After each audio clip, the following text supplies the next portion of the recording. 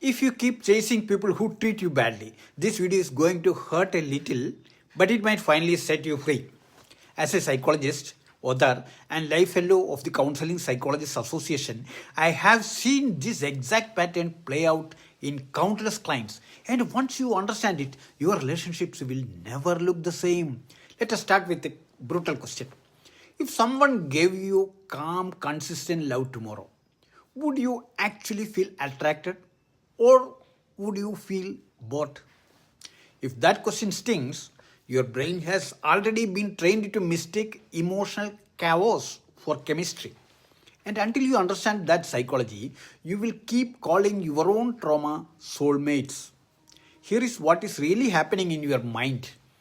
First, your brain is wired for patterns, not happiness.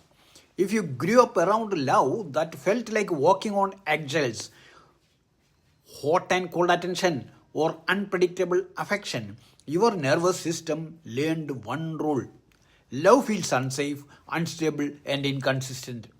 So, when someone healthy shows up, texting back, being clear, respecting your boundaries, your brain does not recognize it as love. It recognizes it as unfamiliar. And unfamiliar feels wrong, even if it is good for you. Second, your brain is addicted to uncertainty. Neuroscience shows that the possibility of a reward, not the guarantee, releases more dopamine in the brain. This is why maybe they will text, maybe they won't, feels more exciting than, of course, they will text, they will always do. That person who love bombs you one week and disappears the next is literally turning your nervous system into a casino slot machine. Your brain keeps pulling the lever, hoping this time you will finally win their full love. Third, you are not really trying to win them. You are trying to win a verdict about yourself.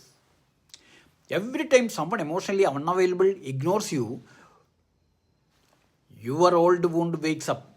Maybe I am not enough. So your mind builds a mission. If I can make this cold person finally choose me, it will prove that I was worthy all along. This is not romance. This is psychological warfare against yourself. Now here is the darkest part.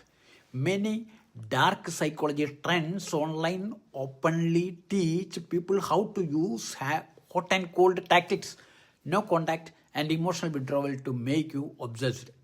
They are not casting spells, they are simply hijacking the exact brain wiring you never healed. So, what do you do with all of this? Step 1: name the pattern out loud.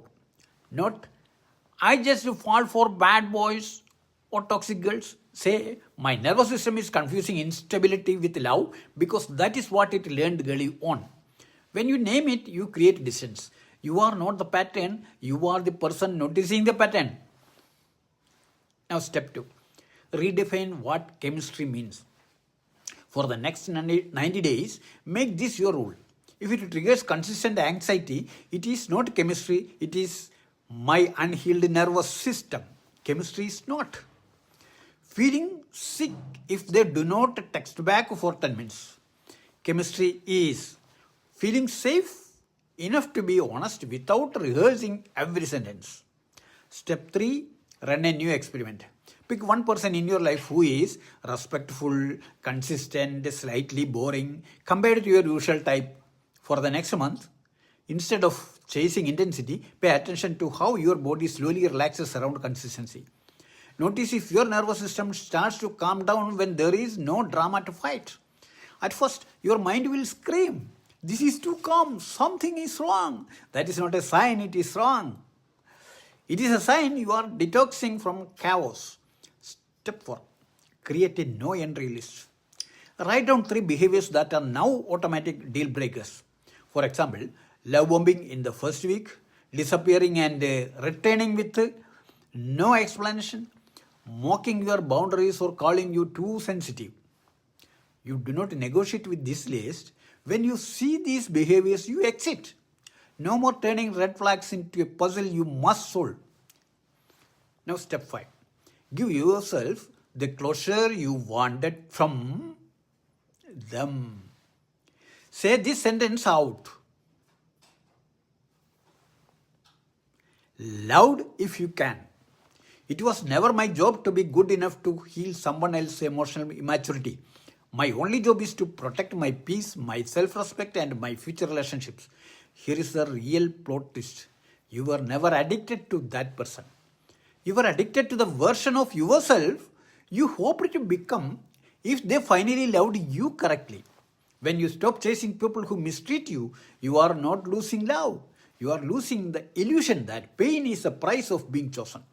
If this message hit you in the gut, it means a very deep part of you is ready to stop calling emotional chaos normal. You are allowed to want calm.